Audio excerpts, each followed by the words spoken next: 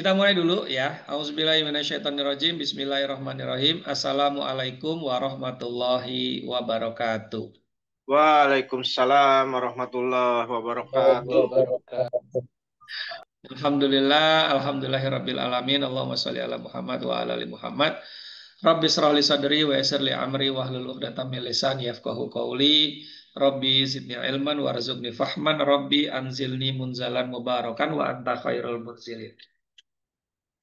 Alhamdulillah, puji syukur kehadirat Allah Subhanahu wa taala karena malam hari ini Allah izinkan kita kembali ketemu dan belajar. Ya, belajar lagi bersama saya Andi Hasbirobi di program Healthy Series ya, webinar Healthy Series sepanjang bulan Agustus ini ada 4 kali pertemuan sepekan. Senin dan Kamis itu membahas tentang stroke, kemudian Rabu membahas tentang herbal, Jumat membahas bedah kasus penyakit. Ya, bedah kasus penyakit. Pak Sulaiman alhamdulillah sudah ambil beli 18 tema Masya Allah. Langsung praktek Pak. Satu belajar praktek. Nanti udah lumayan bisa paham praktek belajar lagi tema kedua. Terus begitu ya. Dan itu insya Allah sebuah kemudahan yang kita buat ya, yang kami buat buat Bapak Ibu semua yang ingin belajar dengan biaya yang jauh lebih murah dan terjangkau serta bebas waktu, bebas tempat. Nah, jadi malam hari ini kan hari Jumat. Jadi kita akan membahas tentang bedah kasus penyakit. Di mana bedah kasus penyakit ini adalah bagian dari promosi untuk kelas bedah kasus penyakit yang akan kita buka berdasarkan dari buku Sembuh Bahagia, ya, gitu ya. Dari buku Sembuh Bahagia, di mana di dalam buku Sembuh Bahagia itu, Bapak Ibu, kita akan belajar mulai dari diagnosa, ya. Mungkin ada di antara Bapak Ibu yang sudah memiliki buku Sembuh Bahagia, ya. Bukunya seperti ini. Ini buku fisik, ya. Ini buku fisik hardcover, ya. Hardcover bukunya dan berwarna, di dalamnya full color. Bapak Ibu bisa belajar 18 18 4 jenis diagnosa, kemudian ada 5 diagnosa, kemudian ada 6 skill terapi mulai dari bekam, akupuntur, pijat, moksa, 4 4 jenis terapi. Lalu kemudian ada 64 bedah kasus penyakit. Nah, 64 bedah kasus penyakit. Penyakitnya apa saja? Ini kita akan buka ya. Penyakit yang akan dibahas di dalam buku Sembuh Bahagia ini Bapak Ibu ada 64 kasus ya, mulai dari bagian 1 stroke, vertigo, migrain, sakit kepala dan seterusnya. Kemudian bagian kedua ada nyeri bahu, frozen shoulder, paru-paru basah, sampai batu kandung kemih. Kemudian bagian 3 dari carpal tunnel syndrome, CTS ya. Kemudian sampai yang terakhir batuk pilek. Nah, Bapak Ibu, jadi bedah kasus penyakit ini ada di buku Sembuh Bahagia. Mulai dari diagnosanya apa, penyebabnya apa, kemudian jenis terapinya seperti apa, dan juga obat herbalnya, resep obat herbal. Itu juga di apa namanya dijelaskan, saya jelaskan, saya masukkan ke dalam buku Sembuh Bahagia. Jadi buku ini bukan buku karangan, jadi ini buku yang memang disusun, ya, buku yang memang disusun untuk Bapak Ibu sebagai panduan pengobatan, baik Anda buat keluarga atau juga mungkin buat terapis, ya, buat terapis gitu, atau juga buat teman-teman tenaga kesehatan. Alhamdulillah buku ini sudah eh, 4 kali naik cetak ya, 4 kali naik cetak dengan total naik cetak itu ada di angka hampir 4.000 eksemplar ya, gitu. Nah, alhamdulillah Bapak Ibu sudah bisa mengaksesnya itu sekarang. Nah, malam hari ini kita akan membahas satu dari 64 penyakit yang akan kita adakan eventnya di bulan September ya. Nih, saya coba buka dulu Bapak Ibu kelas bedah kasus penyakit ya. Oke.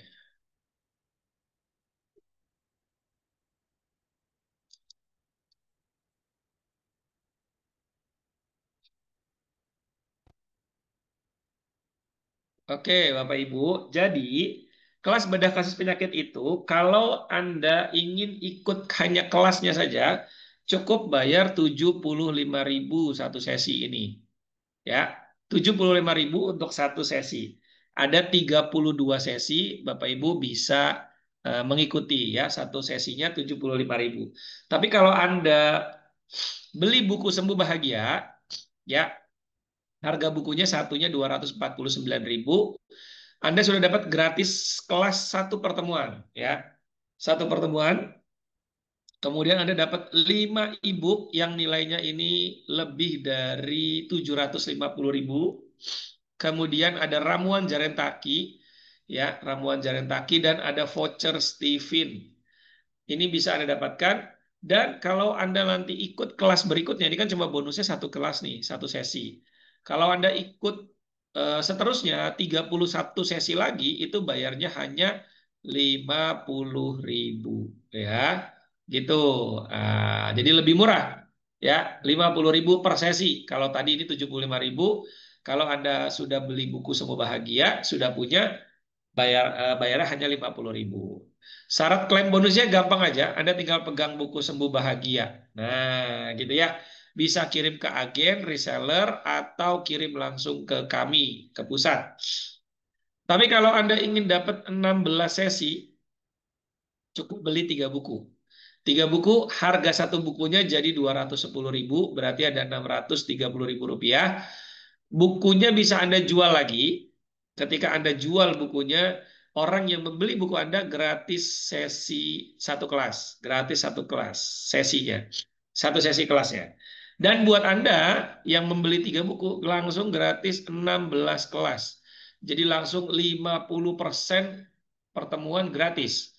Ini mulai dari tanggal 7 September sampai bulan April 2026. 8 bulan belajarnya. Terus gimana 16 sesi sisanya? Anda bisa beli lagi 3 buku lagi misalnya, ya. 3 buku lagi Anda beli lagi, Anda dapat lagi gratis 16 sesi lagi. Nah, jadi gratis semua. Tapi kalau Anda mau beli buku lebih murah, ya, 200.000 per bukunya, Anda beli 10 buku. Jadi agen, ya. Langsung dapat 32 sesi kelas bedah kasus. Langsung 32 sesi. Ini nilainya 2.400.000. Gratis. Beli bukunya 200.000, dijual 249.000, berarti satu bukunya ada margin 49.000. Totalnya kalau dikali 10 jadi 490.000. Dapat uang 490.000 dari jualan buku dan dapat bonus 32 sesi kelas nilainya 2,4 juta. Oh, oke. 2,4 juta gratis langsung selama 8 bulan. Anda bisa ikut kelasnya secara gratis. Masya Allah ya. Silakan mau pilih yang mana, nanti bisa dihubungi admin Kak Hana atau Kak Syifa ya. Ada admin kami atau Kak Nisa di apa namanya di dalam webinar ini. Kak Nisa, silakan ditulis nomor teleponnya ya. Nanti Bapak Ibu yang ingin belajar ikut kelasnya boleh langsung hubungi Kak Nisa ya. Baik, terima kasih Kanisa. Silakan Bapak Ibu ya yang mau ikut kelasnya langsung 75.000. Nanti kita mulai di tanggal 7 September. Tapi kalau Bapak Ibu beli buku 249.000, besok pagi bukunya bisa langsung dikirim. Kemudian kelasnya satu pertemuan gratis. Masya Allah. Oke, sekarang kita bahas dulu tentang insomnia. Materi kita malam hari ini insomnia. Siapa di antara Bapak Ibu yang pernah mengalami insomnia? Boleh dijawab? Silakan. Bapak Ibu yang pernah mengalami insomnia, boleh dijawab?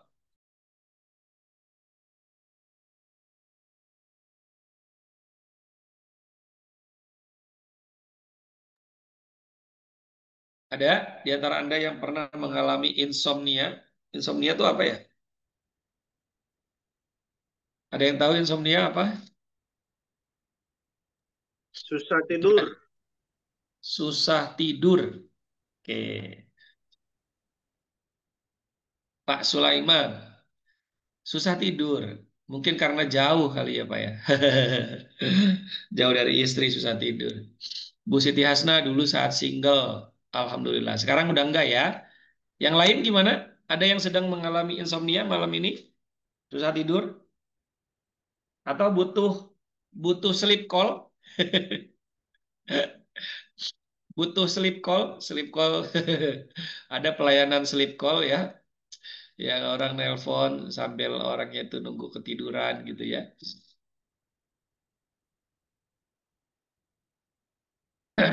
Ada Bapak Ibu? Atau mungkin ada yang sedang nerapi pasien yang insomnia. Ya. Biasanya gimana Bapak Ibu? Mungkin ada yang sudah punya pengalaman terapi insomnia, boleh dijawab atau diceritakan, silahkan. Ada? Oh, sekarang alhamdulillah cepat tidur. Iya, memang kalau capek begitu. Kadang capek karena kehidupan juga bikin susah tidur tuh ya. Tapi kalau capek kerja, badan udah lemes, ya gitu. Saya susah tidur pas pulang kerja larut malam. Ya, Pak Imam Bukhari Muslim. Biasanya memang orang kalau ritme tidurnya berantakan, maka otomatis pasti akan ini ya, pasti akan apa namanya terganggu tuh, gitu. Ya. Sekarang kita bahas dulu ke sini, Bapak Ibu, tentang penyebab ya. Segala sesuatu kita bahas dulu dari penyebabnya. Jangan sampai kita tidak tahu penyebabnya sehingga apa yang kita akan hadapi ini kita nggak paham gitu ya. Terutama tentang insomnia. Terutama tentang insomnia gitu. Karena kalau penyebabnya kita tidak paham, bagaimana kita mau mengobatinya? Nah, pertama kita kasih tahu dulu bahwa ada 3 asas kesembuhan, Bapak Ibu. 3 asas kesembuhan. Apa saja? Yang pertama, tepat diagnosa, tepat tindakan, tepat obat herbal. 3 ya.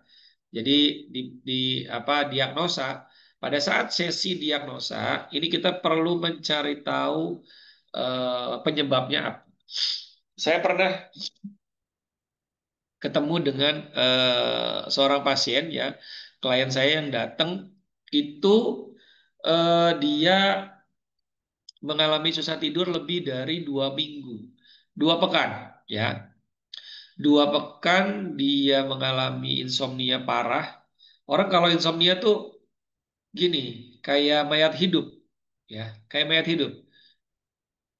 Mau tidur gak bisa, mau melek gak bisa.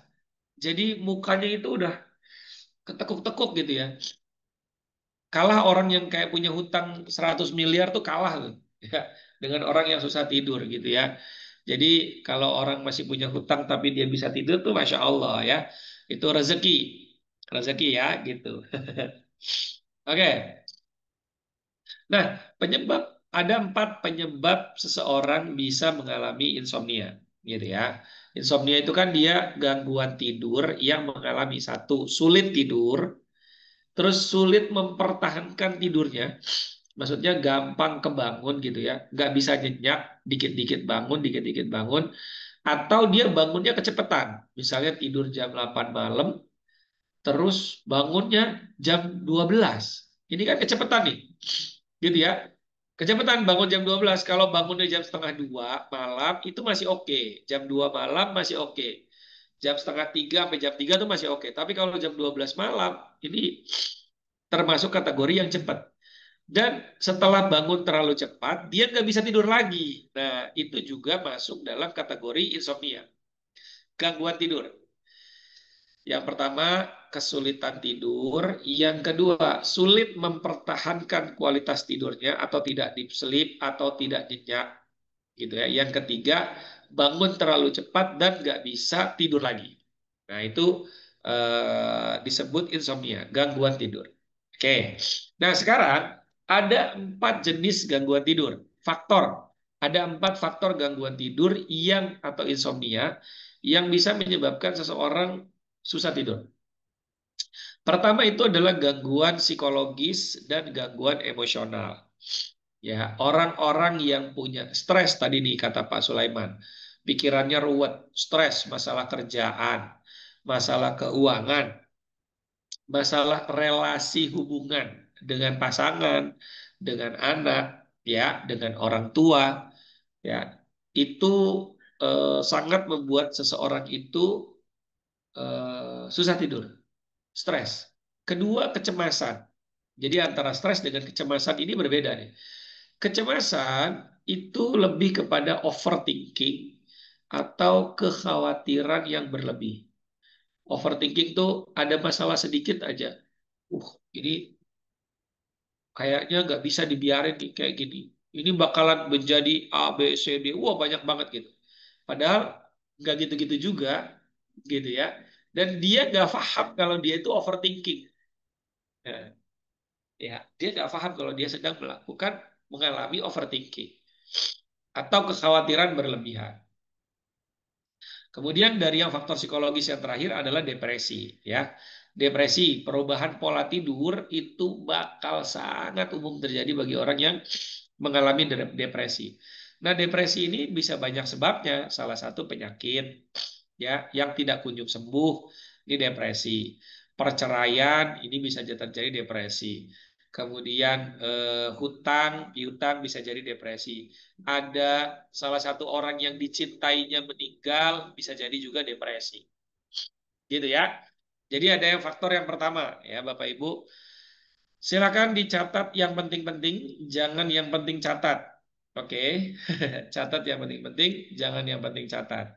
Yang pertama adalah faktor psikologis dan emosional, ada 3, stres, kecemasan, dan depresi. Kemudian faktor yang kedua yaitu gaya hidup. Ya, orang yang punya gaya hidup begadang, ya, dan tidak konsisten dalam pola tidur, misalnya tidurnya kadang jam 11, kadang 12, kadang jam 1, kadang jam 8 malam udah tidur, jam 9, lalu berubah lagi, itu akan membuat orang susah tidur, insomnia. Kemudian mengkonsumsi apa? Kafein, alkohol, nikotin. Berarti ngerokok, ngopi, ya, terus nyekek botol. Nah, itu tuh 3 itu akan bikin orang nggak bisa tidur. Ya, ngopi juga begitu. Terus gimana? Bisa ada orang kok kalau ngopi dia baik-baik saja tidurnya cepat. Ya, mungkin ada faktor lain yang membuat dia bisa tidur cepat, gitu ya. Kemudian yang ketiga dari gaya hidup ya, terlalu banyak paparan gadget atau blue light. Blue light itu di HP itu kan sekarang HP-HP sekarang itu ada mode baca ya, ada mode perlindungan mata gitu ya yang ngerubah warna blue light jadi kuning ya, jadi warm, jadi hangat gitu ya. Nah, itu cukup bagus. Tapi kalau kemudian masih tetap digunakan sampai malam, sampai jam 1 malam, kadang setengah 1, jam 12, ya itu juga jadi masalah. Nah, kemudian yang terakhir yaitu kurang aktivitas fisik di siang hari. Jadi orang yang siangnya mageran malamnya susah tidur. Nah, kuncinya itu. Jadi kalau ketemu orang yang pasiennya susah tidur, tanya aja, malamnya, siangnya itu mageran nggak? Banyak aktivitas nggak? Jangan-jangan dia aktivitasnya kurang. Oh iya, saya sehari ini atau seminggu belakangan ini saya di rumah terus atau apa gitu ya. Sehingga rasa-rasanya, oh saya susah tidur jadinya. Oh iya, karena siangnya tidak beraktivitas atau tidak banyak aktivitas fisik. Oke, itu tadi ya, ada 4 faktor dari gaya hidup ya. Ada 4 faktor. Lalu yang ketiga ada faktor medis. Faktor medis ini juga bisa menyebabkan seseorang mengalami insomnia atau gangguan tidur.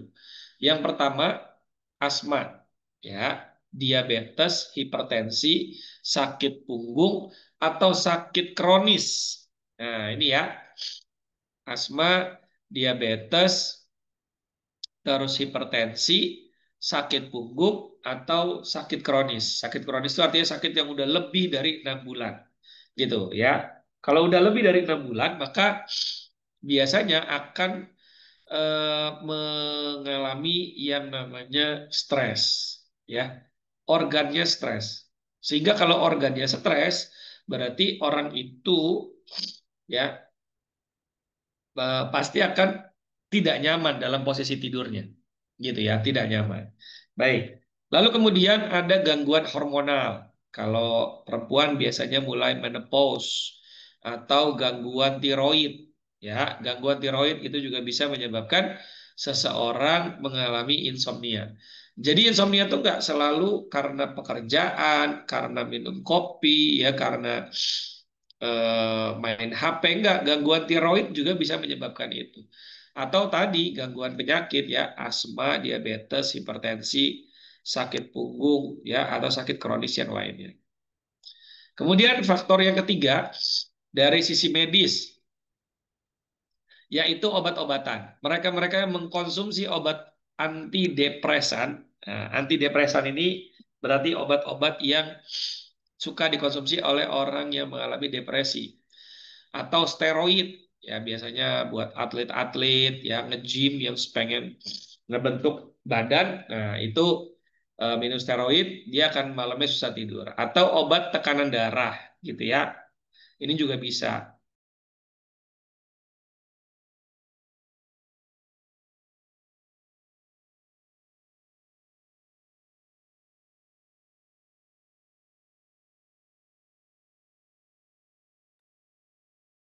Iya, oke, kita lanjut lagi. Saya kalau siang tidur, malam pasti susah tidur. Berarti ada masalah juga.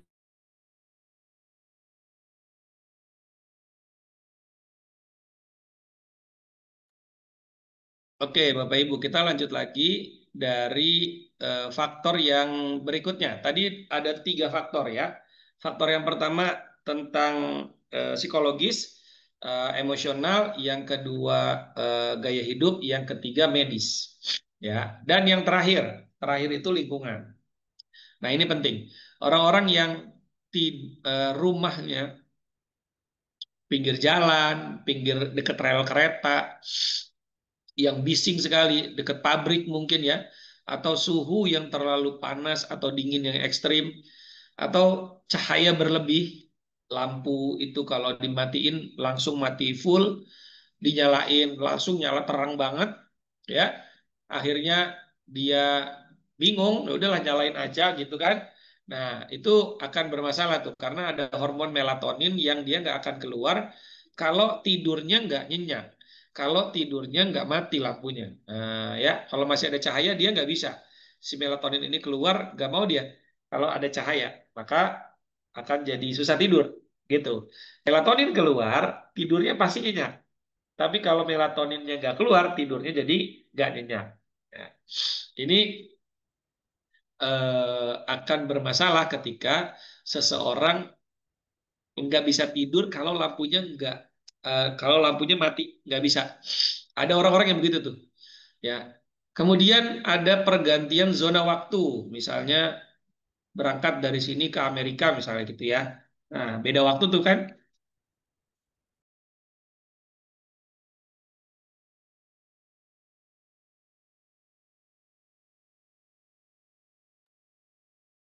Saya punya pasien itu dia insomnia 20 tahun lebih. Luar biasa, ya.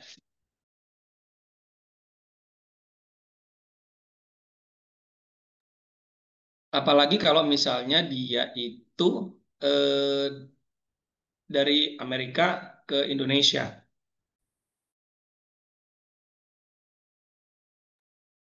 Itu akan membuat dia itu jet lag betul-betul. Karena di Indonesia kan dengan Amerika tuh bedanya 12 jam. Di sini jam 12 siang, di sana udah jam 12 malam.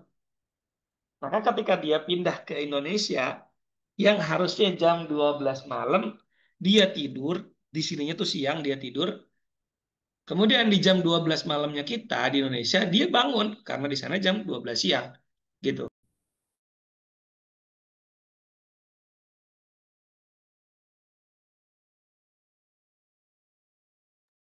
Nah, ini eh, apa namanya akan bikin orang ritme sirkadiannya jadi bermasalah. Ritme apa namanya? Aturan organ, jam kerja organnya akan jadi masalah. Gitu. Ketika dia merubah ya pola tidur gitu ya.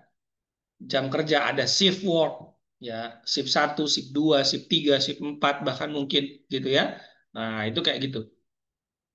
Jadi itu akan sangat-sangat eh, cukup membuat kita menjadi orang yang berubah fitrahnya, berubah fitrahnya.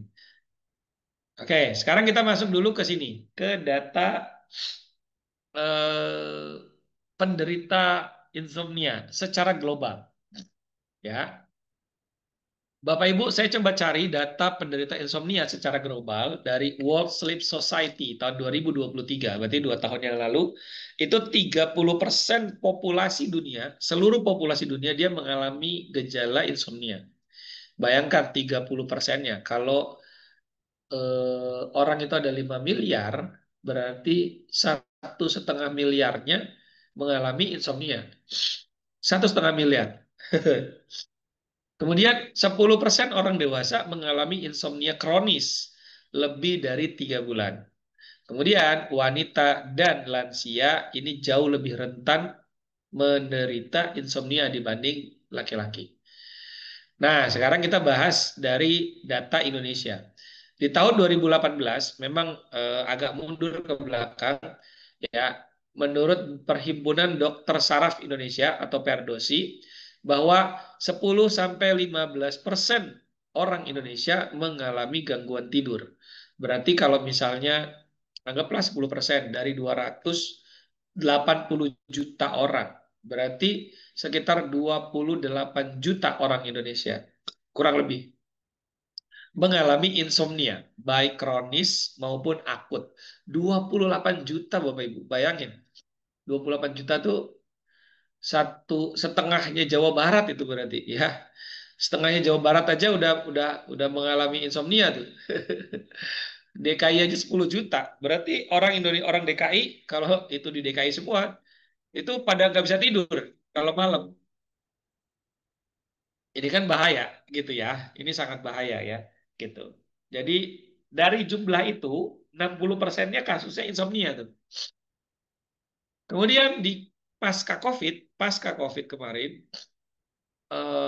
cukup meningkat signifikan karena stres dan perubahan pola hidup. Nah, jadi itu yang Masya Allah ya apa eh, kita patut waspada gitu. Dan ternyata nggak banyak orang tahu bagaimana cara mengobati insomnia, gitu kan? Lalu apa sih ketika kita bicara tentang tadi insomnia, gitu ya? Apa dampak dampak buruknya kalau seseorang mengalami insomnia, gitu ya? Yang pertama dari kesehatan fisik, otomatis daya tahan tubuhnya turun. Ini yang saya alami beberapa hari terakhir, ya, karena kemarin-kemarin apa namanya anak saya sempat karena ternyata rupanya numbuh gigi ada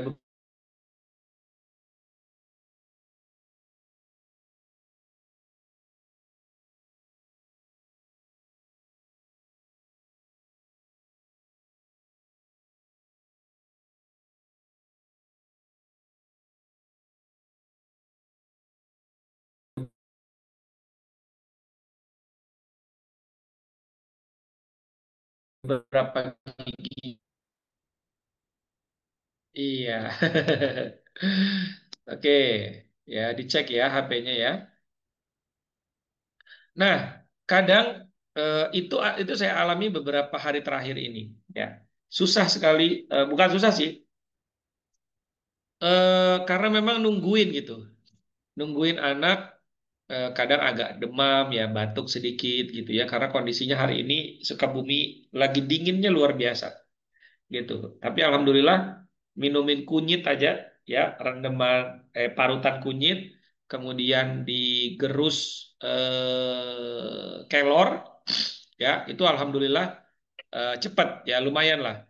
Padahal sempat apa minum probiotik dan lain-lain, tapi alhamdulillah dengan kunyit malah jauh lebih cepat ya. Eh, Cespleng gitu. Kunyit jauh lebih cespleng ya. Ternyata pas dilihat 1 2 hari terakhir ini giginya cukup banyak numbuh di belakang-belakang ini karena baru baru setahun 4 bulan.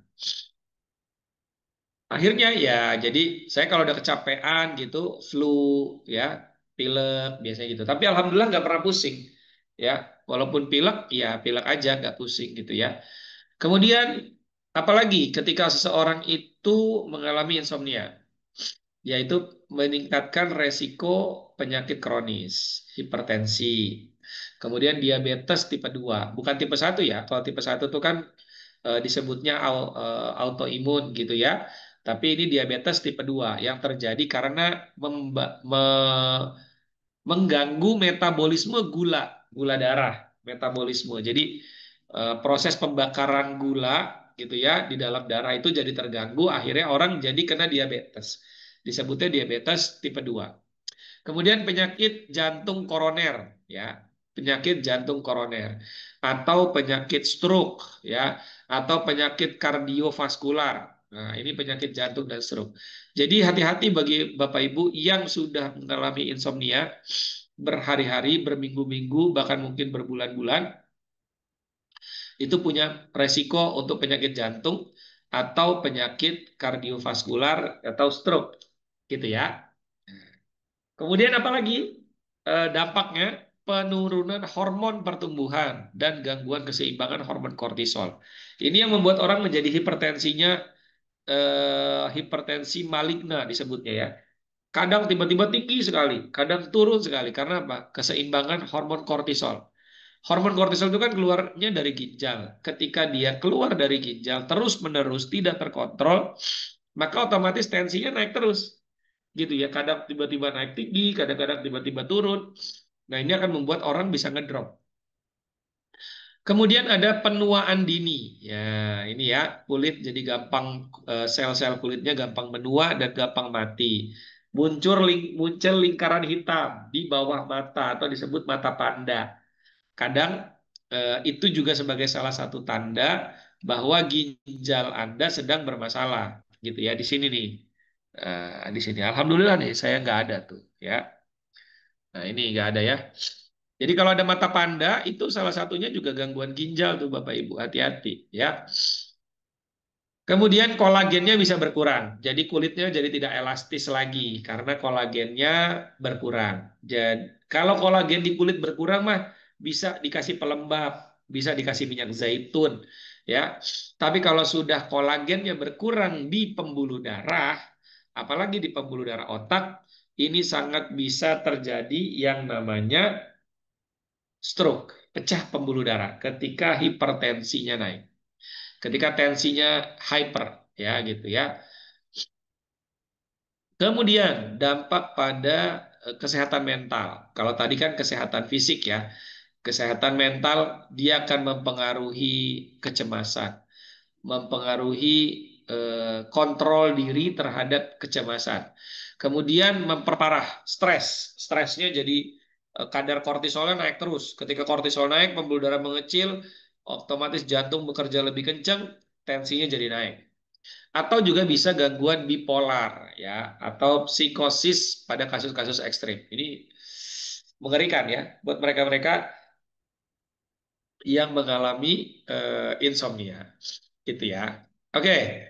So Bapak Ibu, gimana caranya? Sekarang kan gitu ya. Gimana caranya?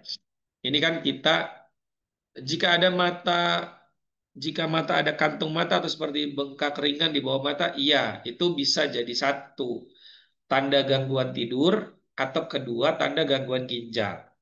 Kalau Anda susah tidur, ginjalnya terganggu. Kalau ginjalnya terganggu, maka di sini juga bisa bengkak, gitu ya, bengkak air. Pertanyaannya kan, lalu gimana cara nerapinya? Kan gitu ya. Gimana cara terapinya? Nah, kalau tadi kita bahas penyebabnya, kita bahas dampaknya, sekarang kita bahas eh, terapinya seperti apa. Tentu nanti akan saya detailkan di dalam kelas bedah kasus penyakit ya, yang jauh lebih detail lagi. Nah, malam hari ini saya akan kasih beberapa teknik yang bisa Bapak Ibu lakukan ya untuk mengobati insomnia itu. Oke, sebelum masuk ke terapi, saya masuk ke herbal dulu deh. Ya, saya masuk ke herbal. Mereka-mereka yang mengalami gangguan tidur, maka minumlah herbal yang punya farmakologi sedatif. Sedatif itu memberikan penenangan. Nah, herbal yang memberikan penenangan biasanya mereka-mereka yang punya karakteristik aromatik. Karakteristik aromatik. Apa itu? Salah satunya adalah bangle. Ya, bangle. Bapak Ibu tahu bangle ya? Bangle gitu ya, yang biasanya dulu kalau orang tua dulu itu suka naruh bangle itu di anak bayi, di ibu hamil, ya kan? Nah, bangle itu taruhnya di mana? Bukan taruh di kancing di perut, bukan ya. Kalau ibu-ibu zaman dulu kan di kancingnya di perut gitu ya. Bangle itu taruhlah di apa namanya? Di samping bantal Anda ya, banglenya ditaruh di samping bantal sehingga aroma bangle itu akan memberikan efek penenangan ya, memberikan efek penenangan atau aromaterapi juga bisa ya. Misalnya aroma lemongrass gitu ya. Lemongrass itu sereh gitu ya. Sereh kering gitu terus ditaruh di wadah mangkok gitu ya, terus disimpan aja. Nah, dia mengeluarkan aromatik kan. Serai itu kan ngeluarin aroma ya. Itu juga bisa memberikan efek penenangan. Atau lavender gitu ya, bunga lavender kering ya. Itu juga bisa memberikan efek penenangan. Nah, iya delingo, betul ya. Apa panglai? Iya, panglai, banglai. Iya, itu namanya aja beda-beda ya. Gitu ya. Bisa. Kemudian eh, herbal yang bersifat menenangkan itu yang kayak minyak kayu putih ya, tapi yang asli ya, yang asli gitu. Itu juga bisa. Kemudian madu cider, madu cider, madu cider itu juga bisa ya. Itu sifatnya sedatif. Mengkudu, mengkudu juga bisa ya. Mengkudu juga bisa, dia sifatnya juga sedatif ya, bisa dipakai mengkudu. Tapi kalau buat orang yang gula darahnya rendah atau hipoglikemik, ini nggak boleh nih minum mengkudu ya, hipo. Kalau hipo, kalau hiperglikemik atau diabetes boleh gitu ya, pakai mengkudu ya, aman. Itu untuk herbal. Sekarang kita masuk untuk terapinya. Nah, ini terapinya Bapak Ibu ada 12 gerakan stretching ya, 12 gerakan stretching yang Bapak Ibu bisa pakai, tapi saya akan kasih 4 gerakan ya atau 33%-nya. Ya, ini bagian dari tekniknya yang Bapak Ibu bisa praktekkan sekarang. 4 gerakan ini saja Anda lakukan rutin ya, itu berasa sekali ya, nggak usah semua. 4 saja Anda praktekkan dulu ya, ini akan langsung terasa. Oke, gerakannya ini kita akan coba 12 SOP. Ini yang pertama, Bapak Ibu. Silakan dilihat ya. Jadi kepalanya yang pertama itu nengoknya ke kiri dulu. Ya, ini tangan kanan. Oke. Ini tangan kanan adanya di bahu, kepalanya ditarik ke kiri sampai keluar denyutnya di sini. Ada denyut nadi yang saya pernah ajarin Bapak Ibu untuk terapi mandiri ya. Kalau ini dengan terapi orang lain.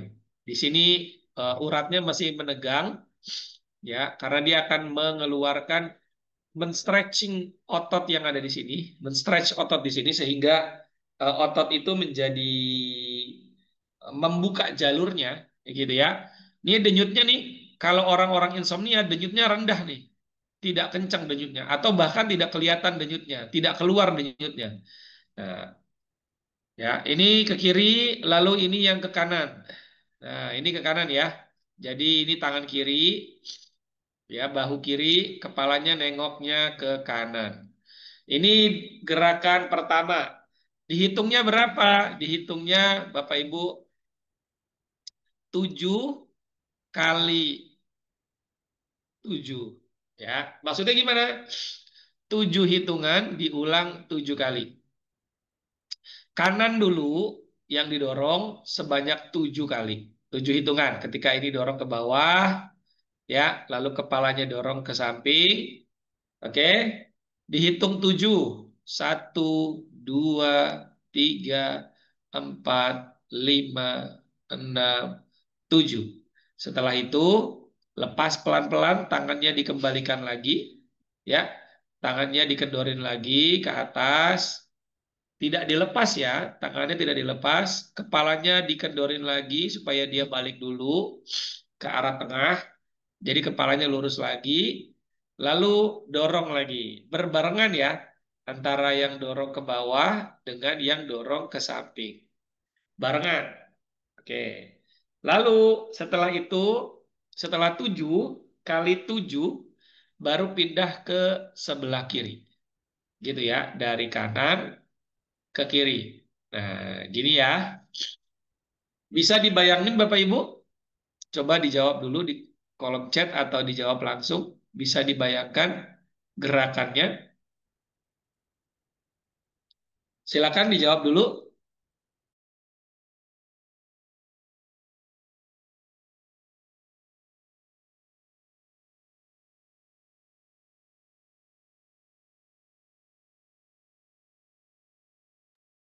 Oke, makasih yang sudah jawab ya. Sekarang kita lanjut gerakan kedua.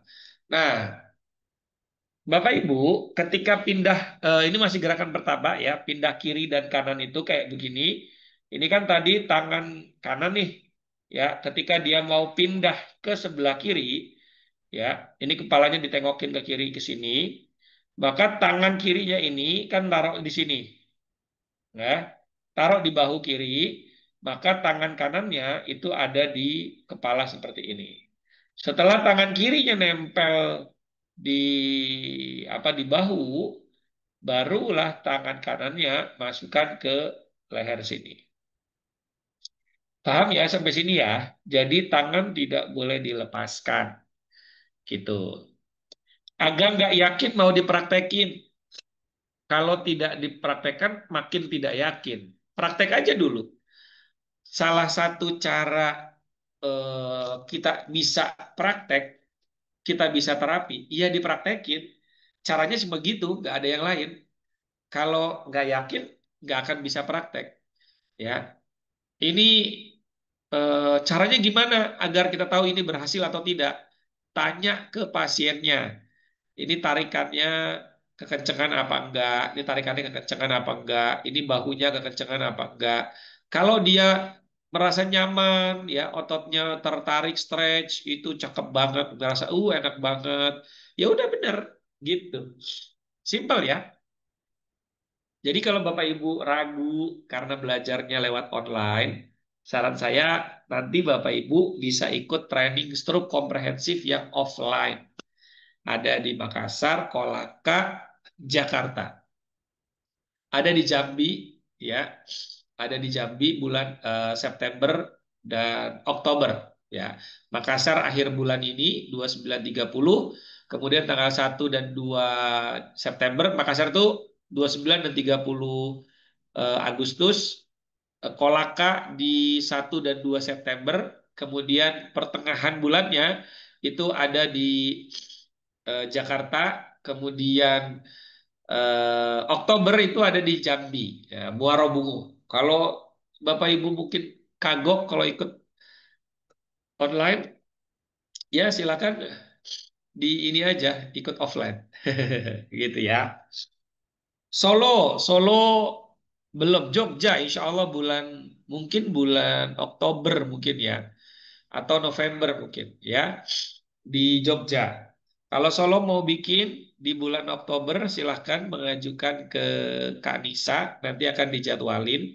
Ya, kalau Pak Heri mau bikin event di sana, silakan nanti diinfokan ke Kak Nisa.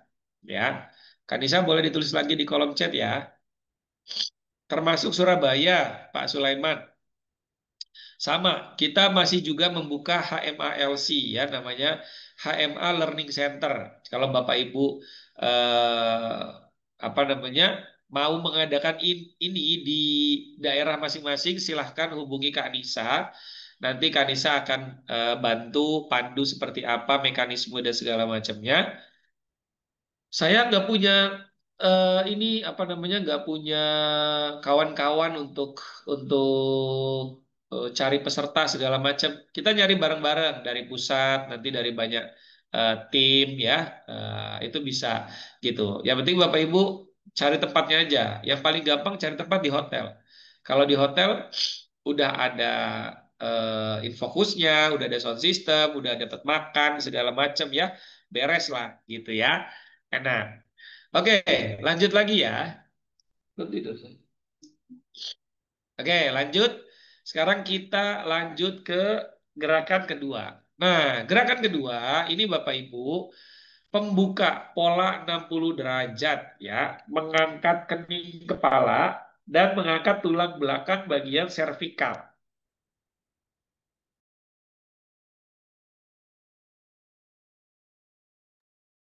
Perhatikan Bapak Ibu, tangannya ini kan arahnya ke kanan ya. Ini arahnya ke kanan, ini bahu kanan. Oke, ini kanan ya, gitu. Nah, ini tangan kanannya masuk ke dalam leher, Pak. Pegang di leher, ya. Jadi modelnya seperti ini. Tangan kanannya masuk ke dalam leher. Jadi ini leher, anggapannya ini tulang leher, tangannya itu di sini. Tangan kanannya di sini, di ruas jari yang ini. Bukan di dalam, tapi di ruas kedua di sini. Jadi taruh di belakang leher sini, ya. Gitu. Angkat lehernya. Oke, lalu kepalanya dimiringkan ke kanan. Kepalanya dimiringkan ke kanan. Ya, nah, jadi modelnya seperti ini. Oke, jadi kalau miringnya ke kanan, maka tangan kanannya ada di bawah. Di sini, tangan kanannya. Masuk dia ke dalam. Ya, tangan kirinya pegang kening. Ya, tangan kirinya pegang kening, tangan kanannya ada di bawah leher dan diangkat ke atas sedikit. Diangkat ke atas sedikit, mungkin sekitar 3 jari, ya. 3 jari angkat lehernya, lalu tangan kirinya dorong. Nah, tangan kirinya dorong ke kanan dihabiskan sambil tarik ke bawah, ya. Dorong dan tarik ke bawah. Jadi dorong ke kanan, lalu tarik ke bawah, ya, gitu. Tarik ke bawah. Oke. Seperti itu, dihitungnya sama. 7 kali 7. Gitu ya. 7 kali 7. Setelah 5, 6, 7, lepas dulu. Maksudnya lepas itu kepalanya diluruskan lagi. Tangannya tetap di bawah. Tangan kanan tetap di bawah. Tangan kirinya tetap di atas kening. Tapi kepalanya dilurusin. Menghadap lurus lagi ke depan. Setelah itu tarik lagi ya ke kanan lagi selama sebanyak 7 kali. 7 kali 7. Setelah itu selesai baru pindah ke kiri. Baru pindah ke kiri ya. Sama nih. Nah, ini Bapak Ibu, jempol ini tidak boleh menekan pipi ataupun menekan leher yang ada di sini. Gak boleh ya. Dia tidak menekan leher ya. Gitu. Dia tidak menekan leher. Sama gerakannya. Ini enak banget, ya. Nah, kemudian gerakan ketiga. Gerakan ketiga lurus saja, tetap tangan kirinya di bawah, ya. Tangan kiri tetap di bawah, tinggal dinaikin doang. Ini tangan kirinya tetap ada di bawah sini, ya. Tangan kanannya pegang tengah kening ini, lalu didorong ke bawah gini. Penyerong, nyerong ke bawah, ya. Tangan kirinya masuk di bawah, tangan kanannya dorong ke bawah, nyerong, gitu ya. Nah, kepalanya lurus. Kepalanya lurus, ini akan membuka apa nih? Jalur limfatik dan dia memberikan penenangan. Nah, gitu ya. Ini dilakukan berapa kali? 7 kali 7. Sama.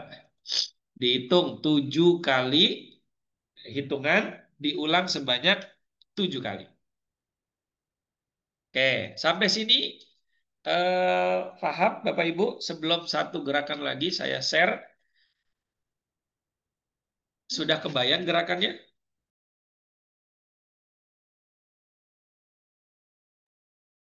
Bapak Ibu sudah paham? Oke, kalau Mas Heri karena terapis, insya Allah sudah cukup paham ya karena punya basic terapisnya ya. Gitu. Bagi Bapak Ibu yang mungkin bukan terapis, dicoba saja dulu, tidak ada salahnya. Kalau belum kebayang, praktekin, ya praktekin. Ya, di Pak Sulaiman kan sudah beli e-course ya, di sana ada pijat kepala. Nah, itu praktekkan ya, Pak Sulaiman. Cara mensupervisinya dari pasiennya aja. Kalau pasiennya nyaman, berarti benar gerakannya. Gitu. Karena kalau gerakannya salah, kalau pasiennya bilang nggak nyaman, berarti gerakannya salah atau posisi tangannya salah. Gitu ya. Oke, Bu Sali, Alhamdulillah. Pak Pak Sali Gunawan ya. Oke. Nah, sekarang ini masih gerakan ketiga kayak tadi ini ya. Nah, ini saya apa kasih lebih jelasnya Bapak Ibu. Jadi lehernya mesti ketarik nih,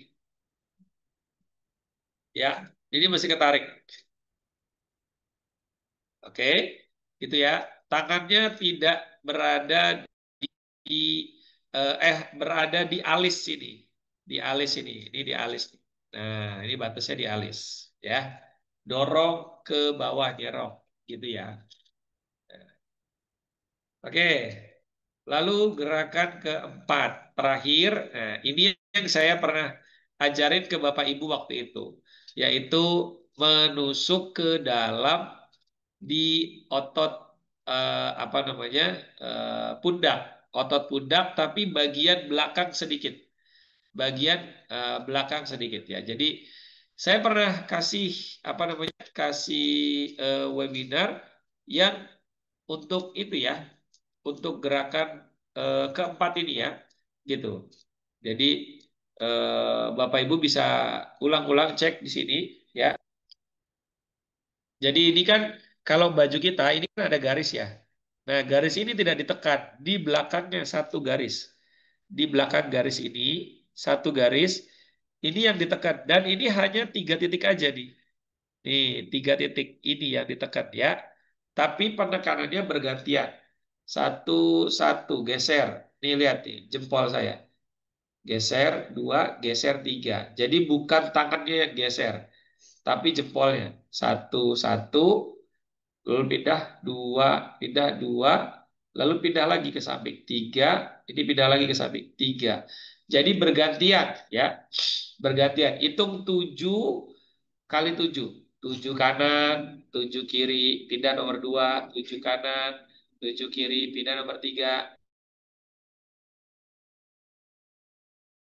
pindah lagi yang pertama, diulang 7 kali. Bentuknya seperti ini kalau kita lihat. Nah, kayak gini ya, Bapak Ibu ya. Jadi tangannya, jari-jarinya ada di atas pundak, tidak menekan pundaknya. Ini tidak menekan pundaknya. Kemudian, nih, saya coba zoom. Tes. Nah, eh, ini saya coba zoom, Bapak Ibu. Nah, ini jarinya, lihat, masuk ke dalam, ya. Jarinya masuk ke dalam. Oke, jari jempolnya masuk ke dalam. Pakainya jempol tiga. Pakainya jempol tiga. Ya, dilakukan dorong satu, dorong dua, pindah, dorong lagi, pindah, dorong lagi tiga, tiga. Nah, ulang begini terus. Sebanyak 7 kali. Sekali dorong, hitung 5, 6, 7. Masuk kiri, 5, 6, 7. Pindah. Masuk kanan, tarik yang kiri, hitung. 3, 4, 5, 6, 7. Masuk kiri, kanannya keluar, geser ke kanan. Nah, geser lagi keluar. Jadi ada 3 titik di sini. Ya, 3 titik. Titiknya di sini berdekatan. Jadi bukan di garis ini, tapi di belakangnya sedikit. Nah, di sini. Ini ototnya berasa sekali nih. Kalau Bapak Ibu tekan, ini ototnya beda. Ya, otot yang saya tekan di sini dengan otot yang di belakang ini beda rasanya. Ya, beda. Nah, otot yang inilah yang di belakang inilah yang akan ditekan. Seperti itu. Pakainya jempol 3 ya. Jempol itu ada 3 bagian Bapak Ibu. 1, 2, 3. Jempol 1 untuk penelusuran ada gerenjelan atau tidak. Jempol 2-nya untuk relaksasi. Jempol 3-nya untuk mengurai. Mengurai otot. Ya, mengurai otot. Nah, itu juga bermanfaat buat pasien stroke yang tangannya begini. Pasien stroke yang tangannya begini, ini kunciannya juga di atas ini nih. Kunciannya ada di atas ini. Jadi kalau ininya kebuka dia sudah tidak memendek lagi, dia kendor lagi, ini tangannya bisa turun, gitu. Tangannya bisa turun.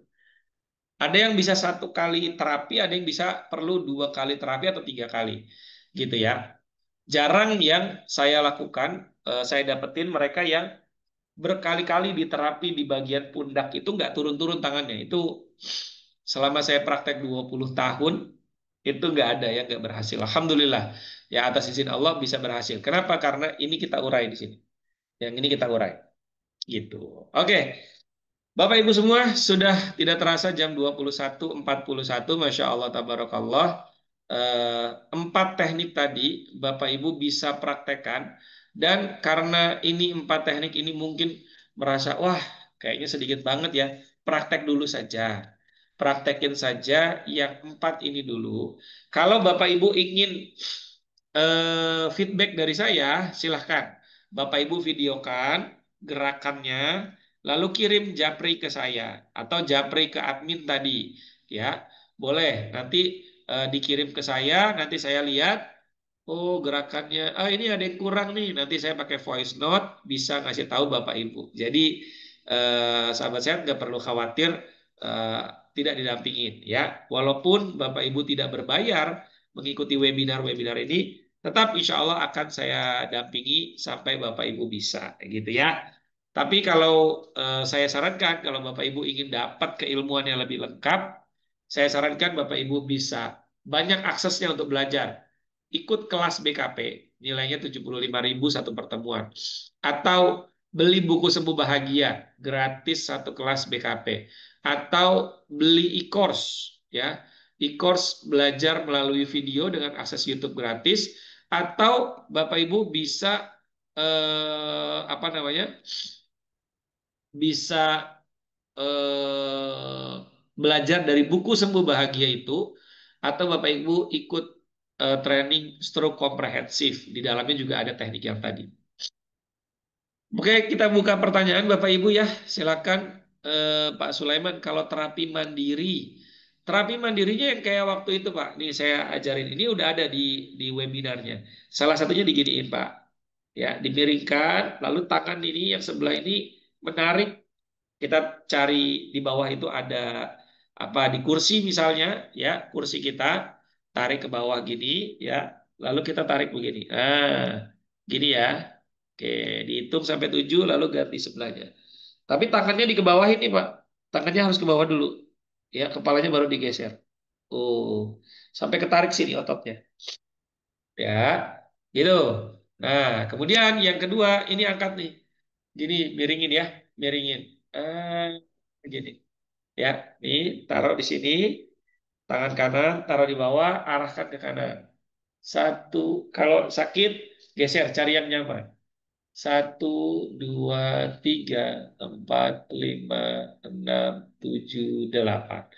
Lalu geser sebelahnya, tarik lagi ke sini, ya, ke belakangin lagi. 1, 2, 3. Jadi tangan kiri ini buat mengganjal di sini ya. buat mengganjal. 1, 2, 3, 4, 5, 6, 7. Kemudian yang belakang, ini tangannya lurus, tangan kiri di belakang seperti ini, naruhnya begini, lurus, bukan tiduran begini tapi begini. Taruh lurus, lalu dorong ke belakang. 1, 2, 3, 4, 5, 6, 7. Lepas pelan-pelan. Diulang 7 kali, 7 kali. Oh, mantep ya. Diulang 7 kali, 7 kali. Mata langsung cespleng itu. Oke. Bapak Ibu, silakan kalau ada yang ingin ditanyakan lagi, boleh langsung raise hand atau langsung bicara atau juga mungkin mau tulis di kolom chat, silakan. Agar bisa dapat sertifikat, termasuk penggunaan alat stimulator, harus ikut pelatihan atau cukup beli e-course. Kalau alat stimulator itu tidak ada di e-course ya. Kalau di e-course itu beberapa apa namanya beberapa teknik tadi ya, mulai dari diagnosa, tindakan terapi, tapi tidak ada pembelajaran tentang alat stimulator. Alat stimulator itu hanya bisa didapatkan pada saat belajar training stroke komprehensif, gitu ya, training stroke komprehensif. Dan nanti sertifikatnya ya bukan sertifikat stimulator, tapi sertifikat TCM ya, Traditional Chinese Medicine, karena itu ada akupuntur stimulator ya, itu tematiknya tentang stroke ya, itu juga bisa gitu. Jadi seperti itu Pak Heri ya, Mas Heri ya. Kalau mau beli stimulator saja lalu dilatih untuk penggunaan stimulator itu tidak dapat sertifikat kecuali Mas Heri ikut training stroke komprehensif. Seperti itu. Oke, ada lagi yang lain? Bapak Ibu, kalau ada yang mau ditanyakan, silahkan. Saya hitung sampai 3. 1, 2, 3. Oke, ya cukup. Biar kita bisa tidur nyenyak malam ini karena 14 menit lagi sudah jam 10 malam. Ya, Bapak Ibu silakan beristirahat. Kita akan ketemu lagi di hari Senin, insya Allah.